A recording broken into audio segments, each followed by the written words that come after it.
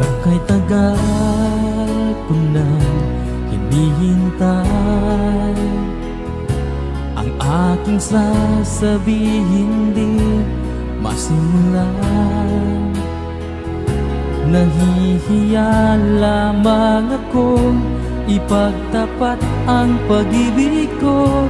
Suplada ka kasi baka bastidin mo ako.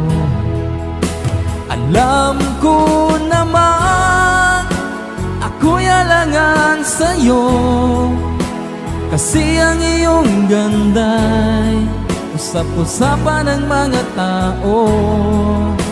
Ako na may di pangit at di rin naman gwapo, ngunit masisiguro kong mapagmahal ako.